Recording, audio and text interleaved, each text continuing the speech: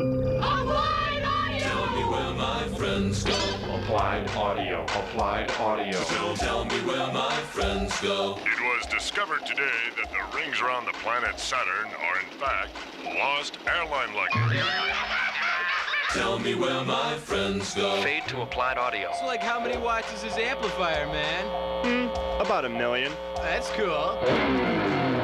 Tell me where my friends go. Applied audio, Captain. Yeah, where mama ain't happy, nobody happy. Okay, now put that drill right over here. Oh, yeah. Oh, that feels good. Applied audio! Tell me where my friends go. Careful with the drums! Careful with the drums! Well, I was born to sing, but now I just whistle. Applied audio! Tell me where my friends go. 272-9280. We're joined here today by Nick Gonsman from his newly minted chair of product manager for Eos Family of Consoles. We haven't seen Nick since he got his fancy new title, so make him talk about Eos 3.0. And then also joining us is a new face to many of you is Sam, who takes over Nick's old job in the ETC Northeast office. So welcome, Sam, and always Brian there, our local rep with the FKA Lighting. So thanks. I guess I'll just dive in. As John said, I'm Nick Gonsman. It's good to see as many familiar names in the chat as there are. So hello to everybody. As John said, Anne Valentino retired this year. She's off on a beach drinking Mai Tais somewhere, I expect. But I have stepped into the role of Eos Family Product Manager. And so I'm working on bringing you the latest, greatest features for upcoming software and sort of running that ship. Sam has stepped into the field project coordinator role, so you'll probably be seeing a lot more of him. And I expect that he'll be doing it way better than I ever did. So that's something to look forward to. So I wanted to keep it kind of casual today. I know we have about an hour. We're going to be going over EOS 3.0, which includes Augmented. That came out August 31st. We released it. I remember because it was the day before I started my official new job. So that's kind of been fun and crazy. So I intend on taking you through just a quick tour of the features, talking to you about what Augmented is, why we spent about 3 years developing it, and how it can help you in your process. But I wanted to leave it open for lots of questions. As John said, feel free to hop in and ask questions. I know we got a couple of questions that we received ahead of time, so we'll cover those as well. But yeah, we'll go as long as you want me to talk about this. We can talk about other EOS related things as well. And if you have other ETC questions that are non-EOS related, Sam and Brian are also here for covering that sort of stuff. So to kind of just hop right in, what you're looking at right now is my laptop right here. And you're looking at the Augmented tab, spelled with a clever 3D. Our marketing people are very, very smart that way. As you might expect, this is bringing 3D awareness to your show file, right? So what we can do is load in models of our space. Either we can build it locally in the EOS Augmented suite of tools, and we'll look at that in a second, or we can import things from our favorite CAD software. We take in things from SketchUp, we take in things from Vectorworks. We actually have a Vectorworks plugin for fixtures. There are over 50 different file types that are 3D file types that we bring in. So we kind of say that if you have a preferred software that you work in, it's highly likely that there's a format that we can bring in. When we're talking about softwares that can handle it, one of our preferred formats is called Collada or .dae.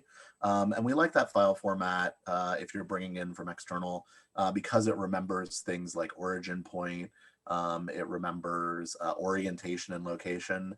Things like an OBJ file will work on an import, but it doesn't maybe have all the information that we'd like if we're trying to bring in architecture, for example, and then have scenery that goes in the right place, right, on stage and isn't just floating in space.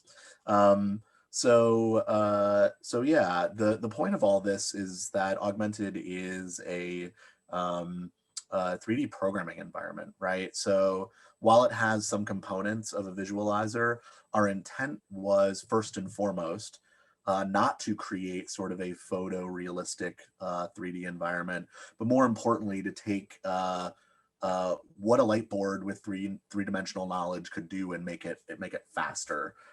So I'll do a quick thing right here where I'm going to grab one of my moving lights and turn it on. Right, one of the quick things that you can do if the board knows the space is you can click and hold, and that's going to focus that light on top of that cube, right? So if you look at something like, oops, I'm trying to remember my keyboard shortcuts. If we look at something like 5 moving lights, we can click and hold, and now all 5 of them go, right? If you were doing that, it sort of the encoder way, that would be channel 101 through 105.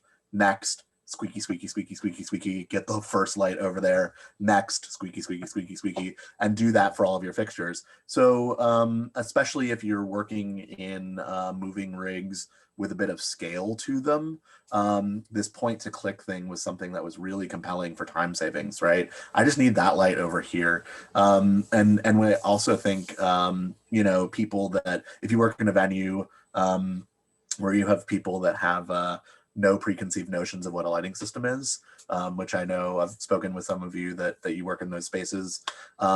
This is a really great thing for somebody else to come in and say, I just want to click on that light and click where I want it. And that kind of stuff is doable. So I'll back up a little bit here so we can actually see those fixtures in space. So the other thing I can say is, give me that light and point it here, right? So I think that this is really accessible to sort of all levels of people that are going to be using the system, whether you are an experienced EOS user and have been with us for 15 years, or whether you are walking up to a board for the first time. If someone has set up this environment for you, I think it offers a real opportunity for ease of interaction in a way that maybe a table full of numbers like we've had in the past isn't maybe as user-friendly, right? So we're seeing a lot of people starting to adapt this. Again, the 3.0 software is out. It's on our website. So if you go to etcconnect.com and go to the EOS family page, download EOS 3.0 software, and away you go. So some navigation Nick, stuff. real quick. Yeah, please. If they update to 3.0, do they, I read somewhere they need a new keycap for their fader depth, is that correct? Yes, good call. There's another function that came with 3.0 called staging mode. If we have time and we want to dive into that, we certainly can. But if you are familiar with your face panel, where scroll lock has been previously, we now have that as a stage keycap. So when you upload 3.0 onto your console, that scroll lock will now just have a different function, right? So you can get a keycap kit, which there's an ordering information. You just put in your information, your console serial number, and we mail that to you. It's all free of charge. And a little keycap puller, so you can pull the keycap, put the new one on, and that just matches the keycap to the new function that's underneath there. So even if you don't get the new keycap and you want to start using 3.0, you can. Just know that scroll lock has a different function that isn't scroll lock. It's now shift and the stage button to get you to the scroll lock function. Thank you, John. That was a very good point. So just some quick navigation stuff. If you've been doing a lot of extra reading these days for the past 10 months, like I have, you sort of hear about the gamification of things and making things more approachable to that style of working. One of the things that Augmented does with its navigation is exactly that, right? So you can't see my hands, but using my left and right arrows, my camera, moves left and right. up and down takes me up and down in the space.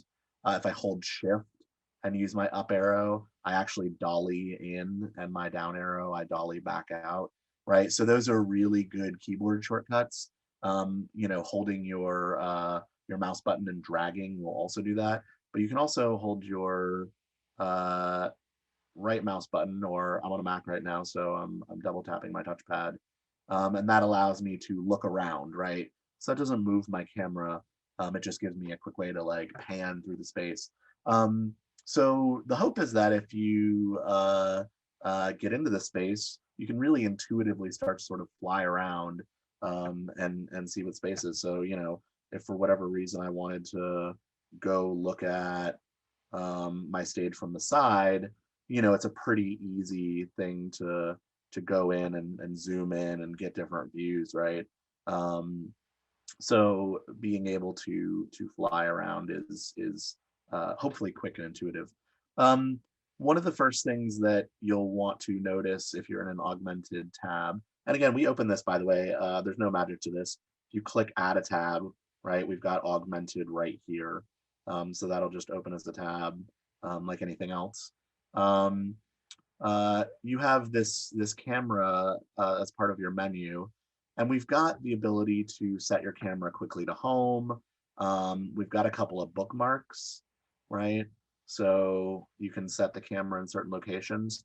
If I've got a camera location that I really like, you know, I take the time to sort of pan around. Oh, that's right up against that moving light.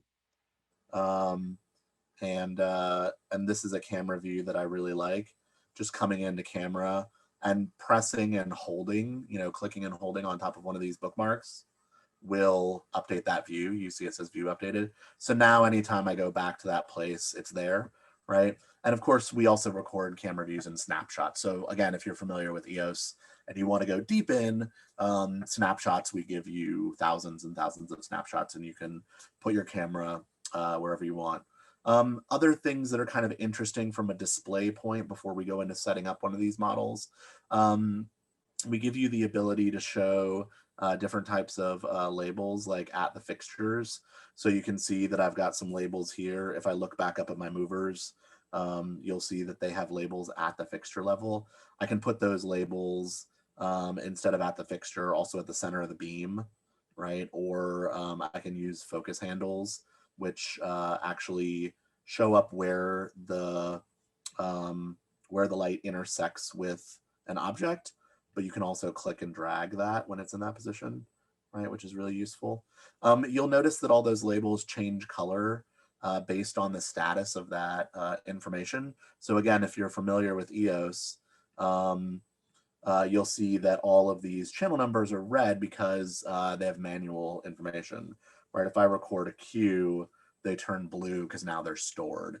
So those labels are pretty useful, not just to show you what channel is assigned to which model object, but also what they're doing and what state they're in. So that's pretty useful. So those are labels. Stick beams are pretty useful. So I'm going to go ahead and say active. So stick beam gives you this sort of beam, the stick through your beam of light that represents where the fixture is pointed at its center. So that's a good way to help you center up beams if you've got weird angles and things like that. But it also allows you to move the, oops, if I grab the right light. It allows you to move a light in the dark. So you can see that I've turned off channel 105. It's currently dark. I can move it over here, see that it's there, and then slam it back up to full, right? All of this is tied directly to live. So that was a really quick and easy way for me to move my light, see where it was going to be, make sure it was in the right place, and then pop it up. So if you're doing more kind of on the fly events, you know, maybe you're doing some worship, maybe you're doing sort of a corporate event where there's like talking podiums and things like that. These stick beams are really, really useful, especially when you have your fixture off, so you can see where things are going. You have a bunch of settings for different light levels. You know, one of the things here is ambient light, which is super useful. If I want to see what my stage is going to look like without any of the other ambient light, I can set that, right? So this starts to get me maybe more in that more photorealistic view. If I need to see a little bit of what I'm doing because I need to click on stuff, I can set it to a low level, a medium level, or I can blow it out, right? So these are all settings that are useful. We'll leave it on medium so we can see stuff today. And then you have a bunch of performance metrics as well. So just really quickly, depending on the type of hardware you are on, you can do some really, really high quality stuff. Change your refresh rates, change your beams to cast shadows, things like that. So there are a bunch of different graphic settings that allow you to obtain more photorealistic rendering. That obviously comes at a higher cost to the machine you're working on. So I'm on a pretty high-end Mac right now, so it'd probably handle this stuff pretty well. But we do approximated and medium as a default. That keeps the processor a little bit more happy. And also, if you're on a console and you're running this, we don't allow you to go to high or ultra. Those aren't available on a console, and that's because those pieces of hardware right now, you know, weren't designed to necessarily accommodate all of this headroom of graphics. So I think in the future, when you see new pieces of EOS Family hardware, we now know that we're going to be beefing that stuff up. But for current generation hardware, you can get to just that medium level of graphics rendering, which is pretty good, I think. If you're looking to get to super high resolution, we offer a mode called tethered, which is where you can take another computer and pair it to a console. And we basically offboard all the processing for the graphics onto that tethered machine. And then that machine is basically another window that's exclusively into Augmented. If you're interested in that, we talk about it in our training videos, and I'm happy to answer any questions in this session as well. But it's a good alternative that we allow you to bring your own hardware. You know, I have my little setup behind me you can't see here, but I have an Alienware gaming machine, right? That guy is going to run Augmented with large rigs, complex models at high quality, if that's what I need, right? So play around with it and see what kind of quality you're looking to reproduce. So that's kind of a quick overview of getting into the system. I want to take you next into the editor. Do we have any questions while we're here? Do we want to? Yeah, Nick, can you just quickly go over, there was one question asking if 3.0 will work on original Element consoles. If you want to briefly go over kind of just that separation. Yeah, absolutely. So maybe is the question. We had to, with 3.0 release, end support for machines that run Windows XP as their embedded software. So as I think many of you know, it may be news, we use a Windows embedded image underneath our software on our consoles, and that allows us to like rely on Windows to run displays and USB and sort of all that stuff that we didn't want to have to write our own operating system for. But it's embedded, so there's no like Windows Media Player, and right, there's no like Edge browser, right? All that stuff is stripped out so that it just runs our software. That being said, Windows XP has been out of date for a really long time, and so those consoles unfortunately can't support this level of graphics and 64-bit environment. So the way to know, this is a lot of like tech babble, the way to know is if you look at the back of your console and you have one network port, that means that you're on a Windows XP based machine. If you look at the back of your console and you have two network ports, two RJ45s, you are on a Windows 7 based machine and you're good to go. Install 3.0 with errant disregard. If you are on a Windows XP based machine, we do have a hardware upgrade program. And talk to the guys that applied. They've done this for a couple of people before. We basically take your console, It gets sent off to the mothership in Wisconsin. They replace the motherboard, they replace the hard drive, they take it through repairs and kind of rebuild the inside. And that includes getting a new Windows 7 base image. And once you have that, you can install 3.0 and software for the foreseeable future, right? We don't see the kinds of issues between XP and Windows 7 as we do, for example, between Windows 7 and Windows 10. So we expect that we'll be able to support building on Windows 7 platforms for many years to come. That program, if you're interested, does expire at the end of March this year. We've been doing it since 2014. So there's been a lot of time to get that stuff done. So again, call the fine gentlemen here that are applied if you want to look at that upgrade program. It is a repair cost. So get a price on that for your desk. You'll just need your serial number for them to do that for you. And depending on if you're at the base output on those original consoles, you will end up getting more outputs as well when you go through that upgrade program, which not because of the upgrade program, no. Okay. That doesn't change your base. So your outputs will stay the same. Yep. Very But good. that only applies to Ion Classic and Element Classic, right? Any of the newer consoles that you've released, Ion XE, Element 2, those are already compatible. Yeah, correct. So anything Ion XE and XE20, Element 2, and then At5, Geo, and TI, good to go. Put 3.0 on, away you go. Element Classic, there are a very small number that weren't Windows 7, but they do exist. And obviously lots and lots of Ion Classics, because we sold those for a lot of years. If you have an Eos Classic, we should have a separate conversation. There's no upgrade path for that console to Windows 7. So either me or Sam could answer some more detailed questions about that. Just reach out through Applied, we should talk. And then if you have things like remote processing units or remote video units, you need to look at those. And again, it's the one network port. It is XP, 2 network ports, it's Windows 7. So if you have questions, again, a serial number gets us a long way to helping you figure out, because we have all that stuff in our database as well. So good question. It is a little confusing. Always happy to answer what things come up with your particular hardware and installation. What about show file compatibility between 2.9 and 3.0 and dual booting the console?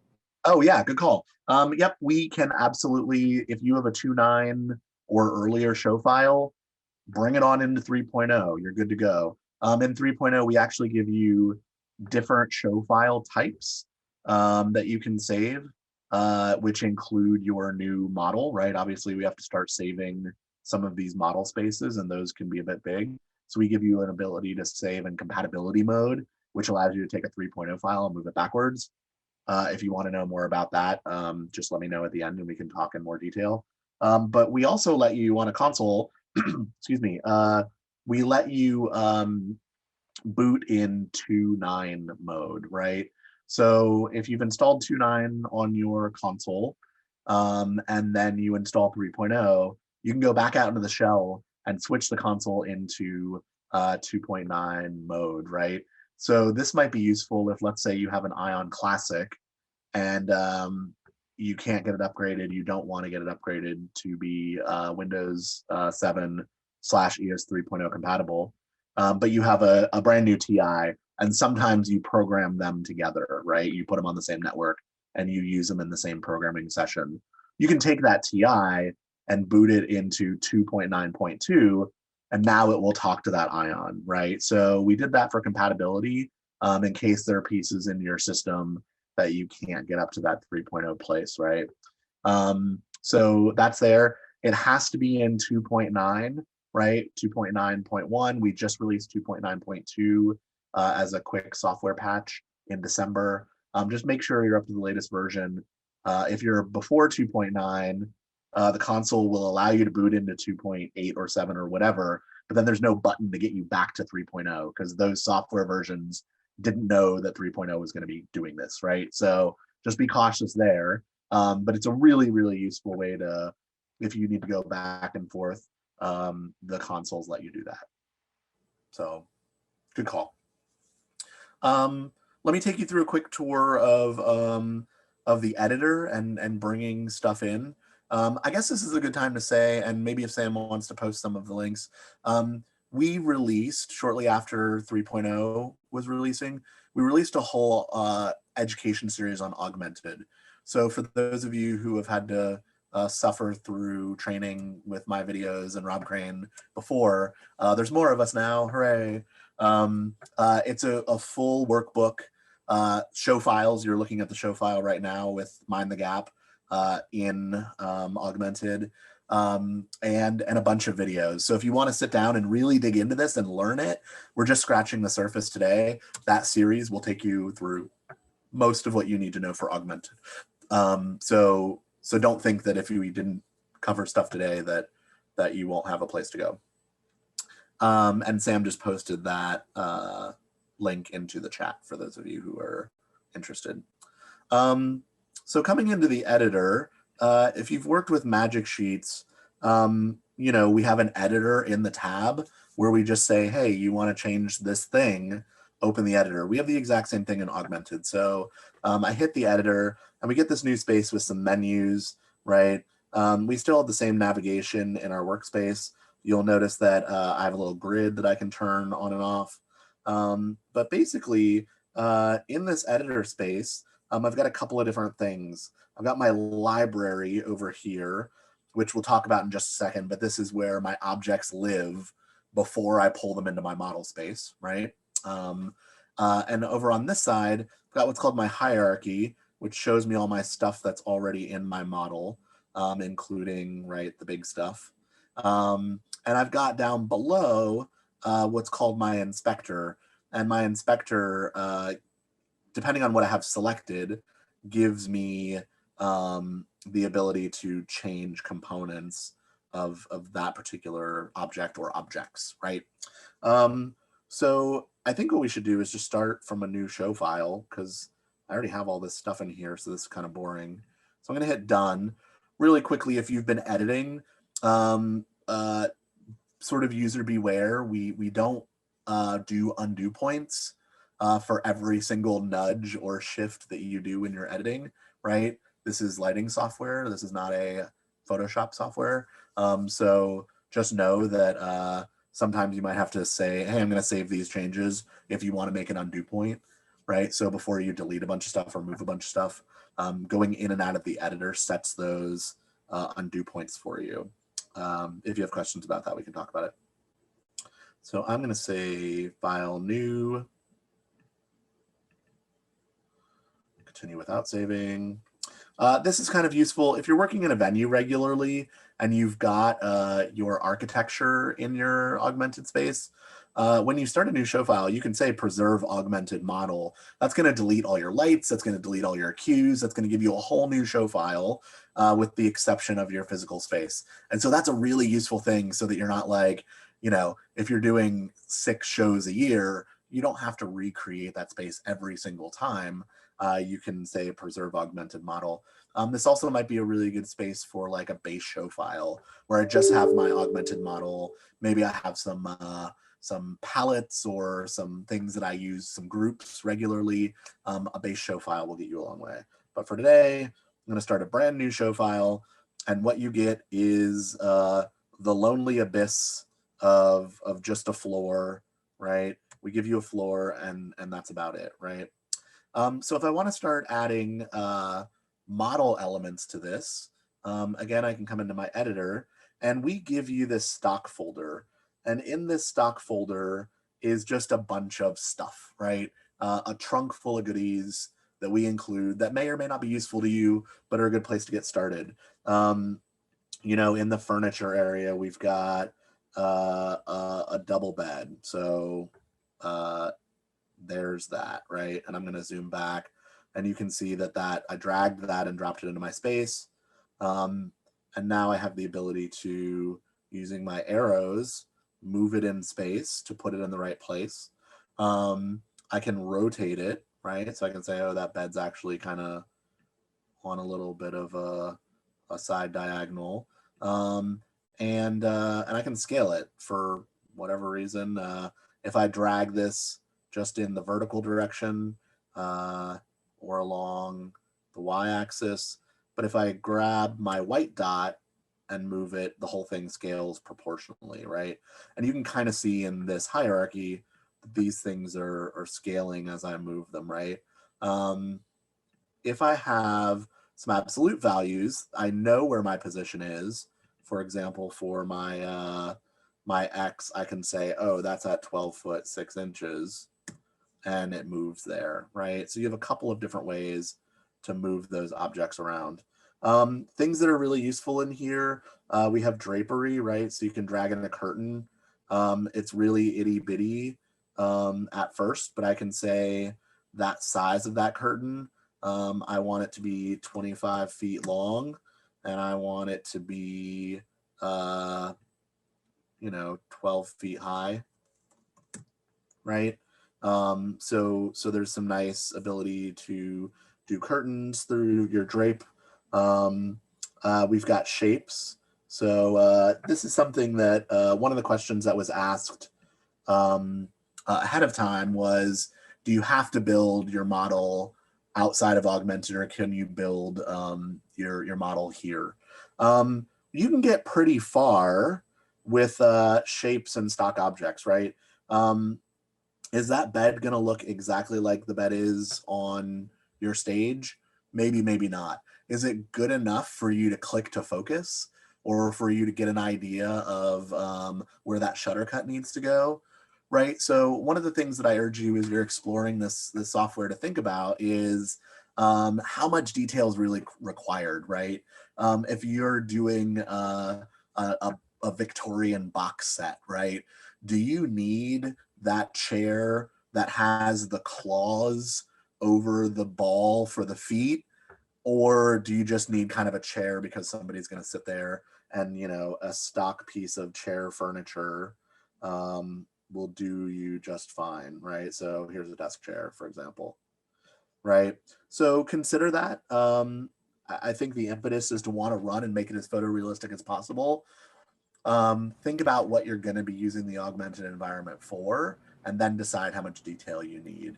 It may be that you're using this to start to talk with ideas with your director about like certain lighting looks and certain things. Maybe then you want to work with the scenic designer to import more realistic models. Maybe you have a really custom piece of scenery with arches or things like that that the simple tools in here can't do. That's why we give you those import tools. But know that there's a lot of stuff in here that should get you pretty well started, including, again, I really like the cubes, which can very quickly turn into something like a column, right? So if I do that there, right now I've got something that's maybe pretty useful. So check out all that stuff and see how much detail you need to put in. We've got trusses, so you can do a pipe, and all this stuff is coming in at the center. So I'm going to move that curtain because that's annoying me. If you've got a rectangular truss, maybe front of house, right? We can make that thing be. Hey, Nick. Yeah. Real quick, I got a question in regards to making flat legs on the y-axis. Customer not having the ability to do that. Flat legs. Taking out the fullness. So I think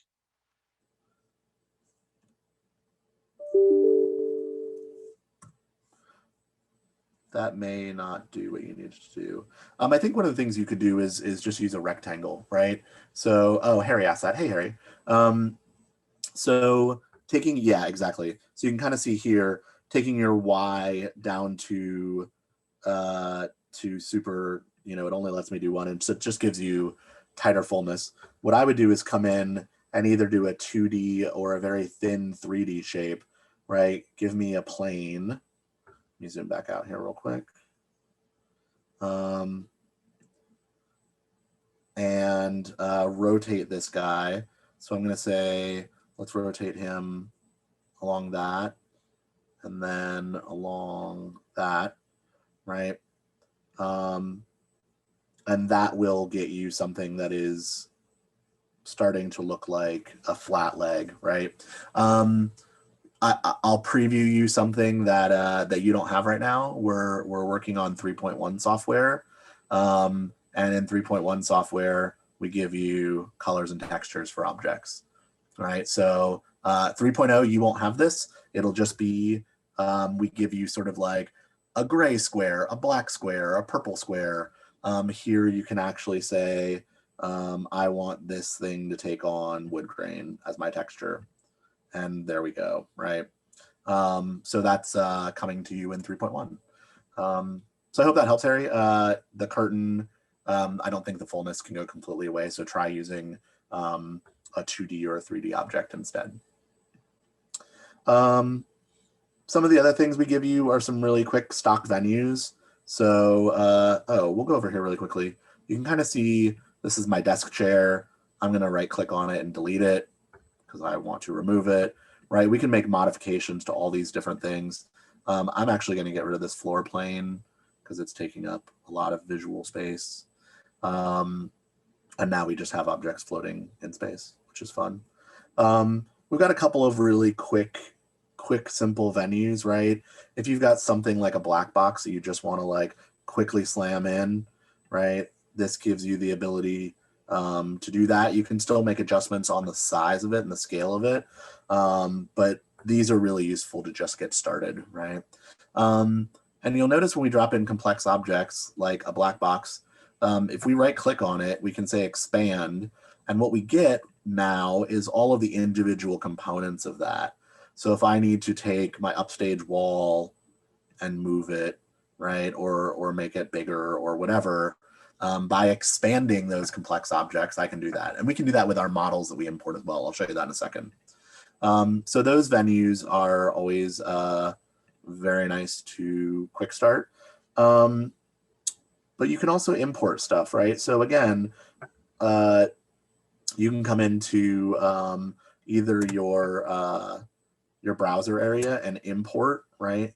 So if I come and say import augmented scenic models, it'll let me select my file and merge that in.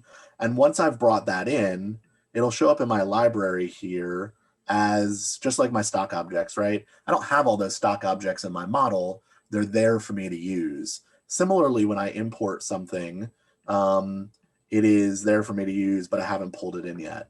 So let's pull in just my venue. So my Mind the Gap venue, I drag and drop it, and let me zoom out. Oops. Right, and we can see that that's the venue that we had from our previous thing, right? And again, if I want to get really, really fancy, there's that Mind the Gap. I can expand it. And this is going to, I drafted this in Vectorworks. This is going to have all of my Vectorworks names, which are kind of a little goofy and a little buried. But eventually, right? Here we go. So my stage house architecture, for example, that is just the proscenium, right? So you can really still get in and do some pretty good editing, even if you've made modifications or created stuff in Vectorworks. But there is going to be a point where like, this is lighting software, this isn't drafting software. So we have some limits as to what we can do. So once you've got your model kind of set up and away you go, we can say done. The other thing we can do is hang lights, right? That's kind of an important part of lighting software, right? We need fixtures to like kind of illuminate things. You don't add lights in your model space, right? The editor that we were just looking at is strictly your model, your object editing. What we do is we handle all that stuff through patch. So first of all, I'm going to get my camera back to my home position so we kind of know where we're at. And I'm actually going to delete some of these bigger objects just because this is going to be annoying later.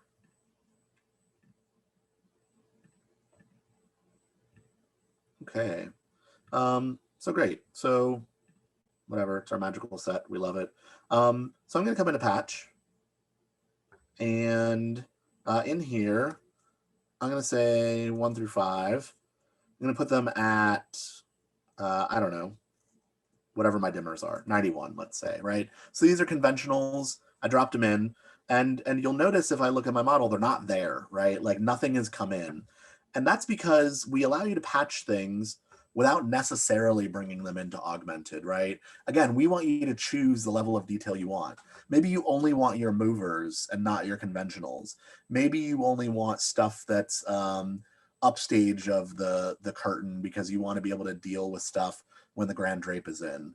We let you choose. And the way that we let you choose is when you're in patch, we give you an area called Augmented. It's a new little tab. And the first area that you see is your position and orientation. Where is this light in the space? Right now, I haven't given it any information. So if I want to give it information really quickly, I can say position, enter, and that's going to give it, am I lying to you? I'm totally lying to you. Yep, so I need to give it just a position here. If I hit Z up and give it a position of 1 foot, you'll notice in my position column that gives me now 0, 0, 1 foot, right? And if I go back to my augmented model, you'll see that they've all shown up right there, crowded on top of each other, right? So really quickly, I'm just going to split screen this so this is a little bit easier. Move patch over here.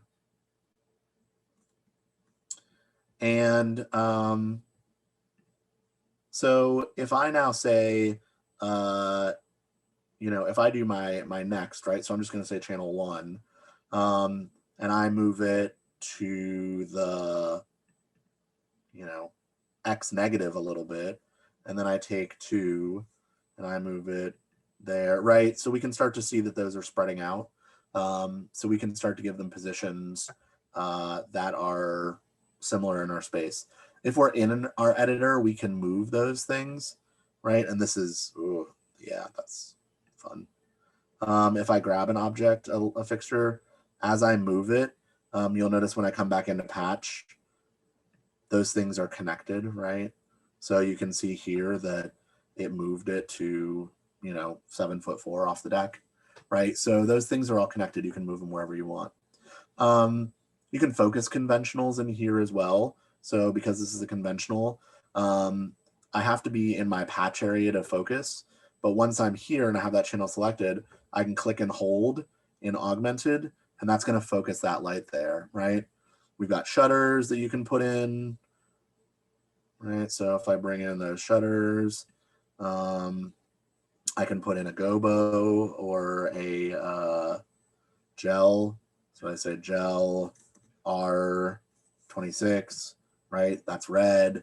So conventionals have a lot of flexibility to put in, templates, right? You've got your whole template library. So if you're, I don't know, a Roscoe fan, right? You've got your steel and your glass. So there's plenty of stuff to get it as realistic as you want. Again, though, like how much time are you going to spend putting in this versus what are you going to use it for? So I think those are good things to always consider your time investment balance against what you're going to get out of the model. So we handle all that in patch. I'll do a moving light really quickly so we can just see that. I'll say 11. Will I? 11. Let's make the device type. Let's search Solar Frame 750. What's supported at this point in terms of moving lights? What's that? What's supported at this point in terms of moving lights, manufacturer-wise? Yeah. So we have about 100 fixtures that have their own model unique to that fixture. Like for example, let me put in the Solar Frame real quick. Right, if we kind of zoom in on that guy, what we'll see is that it very much looks like a Solar Frame, right? We even have like the logos and stuff on here, right? So there's about 100 fixtures right now that have that information for them. Any other fixture that you put in, we use a generic model, right? So it may not look exactly like the fixture does, but it gives you all the same functionalities, right? Because we're using the patch to tell us what color chips it has, what RGB or CMY the fixture has, what its pan and tilt ranges are. That's all already in your patch profile. So whether your model looks or does not look like the fixture itself, it's still going to function, right? We're going to continue to add models as we continue to do software library updates, right? So every couple of software releases, you'll see that we'll be adding more and more models as we get them through. But again, 3.0 came out about 3 months ago. And so that's where our core models are. I hope that answers that question. One of the things we're working on that's not really well supported right now is multi-cell. So that's something that we're working on improving. So that'll come in a future release. And one of the things that's also not supported right now are mirrored fixtures. So if you have like an IQ or something, the software doesn't understand that sort of math of having that focus point extrapolated off of the front of a fixture. So those are some limits to the fixtures we don't support. But yeah, if it is in here, we expect that you'll be able to use it. A quick way to do that, to see it again, if we want to look at it, you'll see that things that have an augmented model associated with them, either generic or real, have this little 3D symbol next to them in your patch search area, right? So, I mean, probably not surprisingly, most of the solo frame fixtures have augmented models. Oops.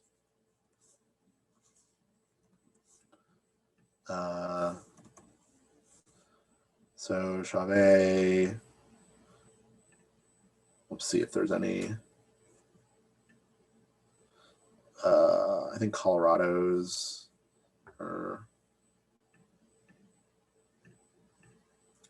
I'm striking out here. Yeah, but that's the indication that you have is that that 3D model is there. We've got a model for it. And just like you would with fixture requests, if there's a fixture that you're working with that isn't represented, just hop on our forums and request it, and let us know when you need it, and we'll do our best to help you out with it. Okay. So what's nice about generally a moving light is as long as it's in the same fixture orientation as you intend on using it, when we go back out on a live, again, we can use click to focus that light where we want it, and it will point there. Where something like a conventional out in live, we can click to select it, but we obviously have not a lot that we can do with other than turn it on or off. Right. So that's kind of a really, really rough overview. Again, I think the training series gives a really deep, detailed dive into the capabilities of Augmented and how it ties into the other parts of the system. You know, similarly, if you've been with us for a long time, we've done pixel mapping, we've done our color work, we've done our magic sheets. The sort of seminal thing behind all of those features is how integrated they are into the rest of the system, right? They're not just features that we kind of glued onto the side of Eos. They are deeply entrenched in the rest of the system. So just like those features, you don't have to use Augmented. If you want to go about using Eos the way that you've always used it, go to. We don't require any of this. But it's a new environment that gives a lot more flexibility for when your system, your console, has 3D awareness of where your lights are in relation to your scenery. There's things that you can do like move and track scenery with channels, right? So if you've got moving scenery, you can do XYZ focus palettes, which will actually like move depending on where the light is. So if you're in a touring situation, you can do all that. And then stuff that we haven't even touched is we have a whole expansion of the remote called Focus Wand. So if you're using your Android or your iPhone, we actually understand, we use the AR kit on those phones. We don't just understand where your light is in the space. We now understand where you are in the space. So look up a couple of YouTube videos. You'll see us at trade shows before we were all locked down, where you can take your phone and say, "Find me," and the light just swings and points at you. It's a little like futuristic, super sciencey, and it's really useful in speeding you up in the tech process. So that's the super quick overview. I know we've got just only about 10 minutes. I'm happy to answer questions that come in about Augmented or otherwise. And again, if you have questions beyond today, never hesitate to reach out to the Applied folks, or Sam or Brian or me, and we will always help you get the information that you need to make you successful. So what questions do we have? Two things here, Nick. One is, real quick, can you touch on importing like a Vectorworks if it's quick? And if there's a light plot associated with Vectorworks, does that also import the fixtures into the augmented space? Yes, I'll talk through it because it's not quick because I don't have a Vectorworks file queued up, so my apologies. Sure. Basically what you do is you go through Vectorworks and they have a bunch of export model types, right? So they can allow you to export OBJ or DAE. They have like 40 or 50 different object types. Again, if you're coming from Vectorworks, we recommend collada.dae. We just know that that works pretty well. You can use any of those other file types, but your mileage may vary. So just use their native exporter. Anything that's visible is going to be exported, right? So if you want to have specific things that you don't want to see, use Vectorworks to hide them through layers or classes or whatever. Export that model and then come into here and say file import, and away you go. The other thing we offer is a Vectorworks plugin, and that's just for model objects, right? If you export your fixtures in that way, we don't know that they're fixtures, we just know that they're tubular shapes, right? So we have a plugin for fixtures, so download the plugin. We support 2019, 2020, and 2021. Download it, install it, follow the instructions that come with it, but basically you export an augmented formatted file, which allows you to bring your fixtures in, and that will populate your patch, right? So it will give you all of your focus, all of your gel, the location of the fixture, where it's pointing. I don't think we bring in shutters yet. That's something we're looking at including in future versions. There's a couple of little things, but the documentation that comes with that gives you all that information. So that's the two ways that you can pull directly from Vectorworks. Perfect, thank you. And then related to that is if they already have a detailed magic sheet within EOS, can you turn that into an augmented space, or do you have to start over? Yeah, there's a little tool. So I'll say it's a get started tool. But if you have the augmented tab open and you right mouse click on it, you get this lovely list of things that you can do, which is take things from your augmented model and turn them either into a magic sheet or a pixel map, which is super slick. Or you can take things from either of those two, a pixel map or a magic sheet, and convert them into a starting point for an augmented model. So yeah, if you've taken the time to sort of like spatially start to lay out your fixtures and you've got like a light plot magic sheet, this is a really good starting point. You'll still have to add Z values, right? Magic sheets are always 2D. We need to know how high these fixtures are. Magic sheets also don't really have a scale. So you'll have to like probably fudge your lights and move them to exactly where they are, but it's a good starting point. And then kind of counterintuitively, if you're looking to go between a pixel map and a magic sheet, regardless of augmented, that tool is also in this menu. So some good starter places to get you going. Brian, real quick, can you talk about what you can do for our customers here, services wise, and what you're up to? Sure. So I'm everybody who, if you don't know me, I am Brian Horner. I am with Farini Konerski. We're the local reps. I'm stationed here in Penfield, Rochester. So if you guys need any kind of walkthrough, if you need any help with getting specifications put together for, you're looking to do an upgrade from as simple as, hey, you know, we have older fixtures and we may want to bring in some LED. We may want to add the new source forward in color. I could help you with that. Or if you're looking, you have an old LMI rack, you're looking to upgrade, I help with that. You're looking to upgrade from incandescent based house lights to LED, I can help with that. What my job is to meet with the customers and to help you guys put together specifications, budgets, all that type of stuff. I am free to you. So at any point you can let me know, and I'm more than willing to come make site visits and help you guys put that stuff together. That's what I do on a regular basis. Great, thank you. I'll also work with, the other keynote to that is I also will work with the architects and engineers if you're going through some kind of capital fund budget where they're going to bring in an expert that doesn't understand theater. I could also help you on that end. I've been there. I've been through that process. I understand how you guys get left out 99.9% of the time in the process, and I can be your advocate. So I can help there as well. Yeah, it's worth noting too that you've got some theater background, so you actually understand the process. And well, but you understand the process. You know what people are looking for and how they always, like you say, get left out. So yeah, and I could be realistic with you. I think that's one of the, I will speak your language to you the way you need to hear it sometimes. So yeah, thanks for bringing that up. But yeah, I can help. I know sometimes the quickest way to get to the end goal of what you're looking for, and get through the politics. I can help you with that.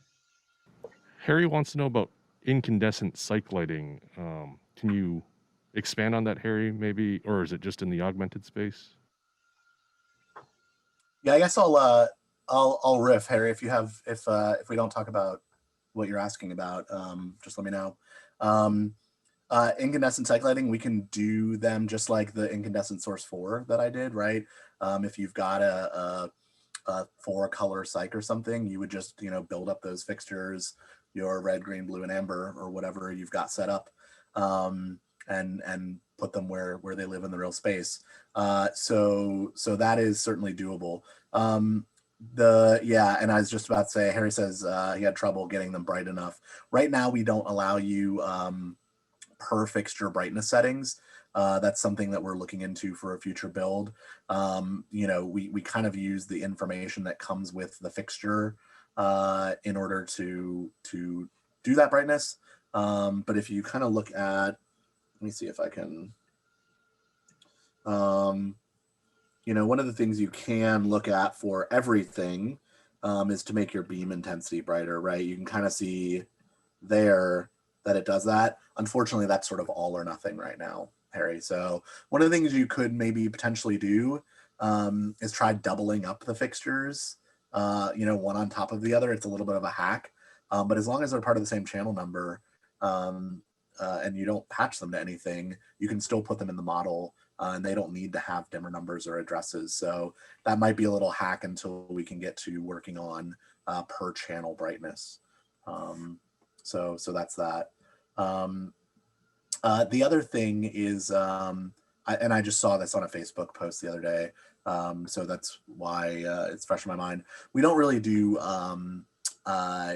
partially transparent things in augmented yet. So the idea that if you have a bounce cyc, right, you're backlighting it, you're bouncing off of another object and lighting the cyc. We don't have those capabilities yet. So it's something that we're looking into for future development. But if you light your cyc that way, you may have to put your fixtures in a different place in the model just to make it look like you want it to. It's not going to actually be able to be in the true space. So that's just another caveat of cycs that was on my mind. I think I'll say, as we wrap up, I'm happy to stick around and answer questions for 5 more minutes. I don't know what the guys have for time. If they'll have me, I'm happy. But I'll say as a wrap up, if you need to go, 3.0 is just the start of augmented. Again, things like this where we want to get more photorealistic, we want to give you more tools, we want to make things easier for you to get the real space into your model.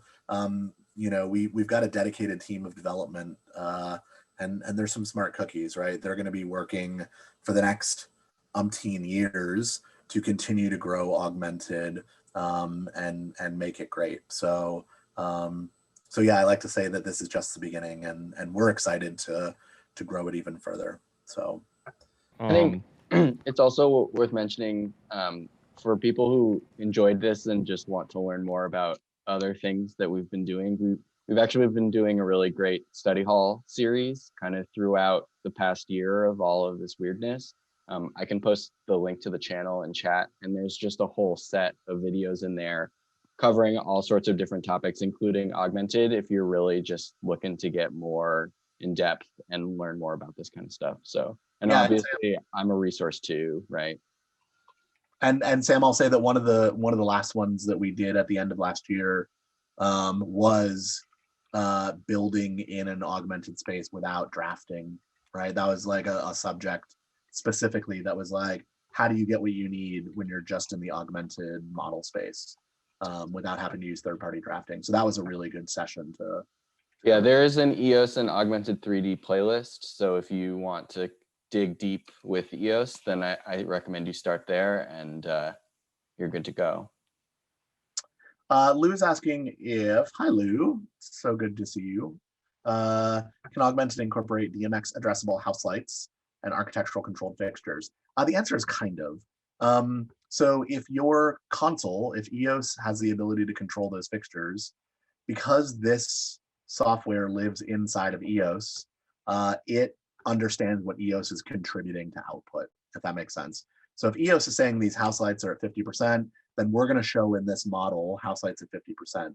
What we don't do right now is if you have a paradigm system and paradigm is saying, well, those lights are at full. So in reality, in your real space, your lights are at full. We're still going to show those lights at 50%. We currently don't take in other contributions from DMX or a network that maybe are merged downstream before they hit the fixture and compensate for those. Again, it's certainly something we're interested in, particularly with Paradigm. Like we make both sides of these things. We can pass the dollar. The idea that we would maybe start talking with Paradigm and having a better understanding of that. We've always thought that augmented wouldn't just be in EOS, right? That eventually augmented would be an experience that was in a lot of ETC products. So it'll take us a bit of time, but I think that that's a realistic thing that we've talked about since day one of like, where does augmented go in the future? Well, the system should know all about your space. We also make reading controllers, right? We make a lot of other neat stuff. Can augmented support those things as well? So we started it in EOS because the EOS team likes complicated challenges. Not to say that the other teams don't, but like we decided to take this on here, solve a lot of problems first, get it going, and then we can start looking at offering that to some of our other teams that are within ETC. So good question. Brian's got a couple new fixtures from you guys, and I can spotlight Brian. He can chat about them real quick. Sure. All right, guys. So as I showed you previously, a couple new really nice economical fixtures that bring to you the ETC product, that you've come to know and love as far as, quality and color control. So the first one is that source forward dash color. It also comes in a white version. And what you're getting with this is basically it's a lamp replacement. We're going to take that burner assembly off, your lamp assembly. So this is just a traditional fixture. It's going to come with our, I got the wrong thing up here. So it's going to come with this. This is just a guide post. So you're going to screw this in where your screw would go into. Grab your fixture. You're going to put it in. It's hard to do if you're not standing up, so I'll probably stand up. Or just break it. Or just break it. If anybody knows how I do a demo, I just break it. Off screen too. How I get down. Everybody knows that.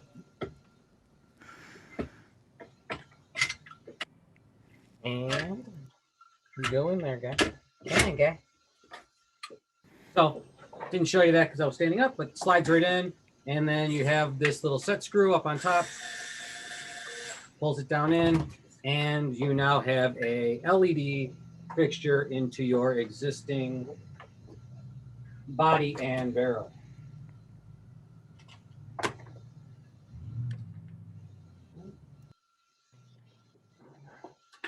Give us a nice, beautiful color fixture, LED in a simple lamp replacement module. So how controllable is that? How many channels or what can the user control?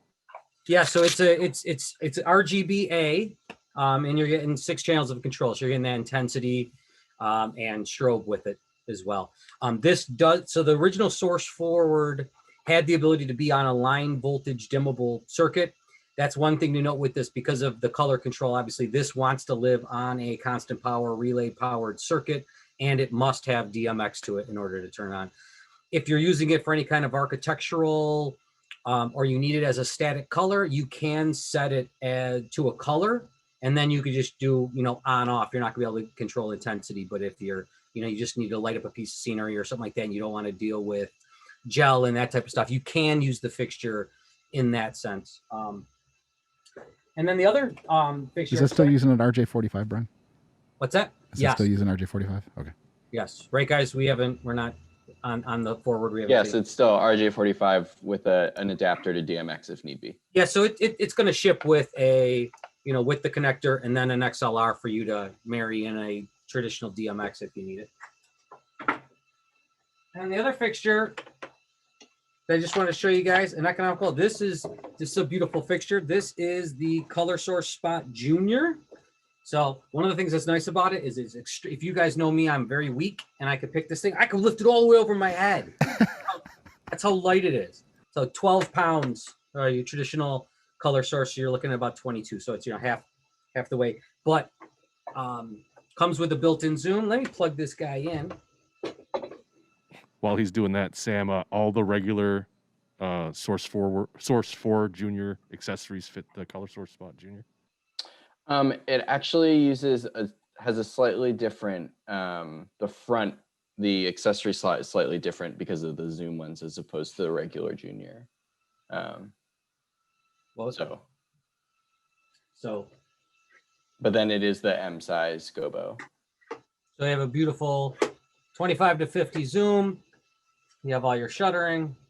As you can see, I did a great job right there making a pod, which is beautiful. So you have the zoom.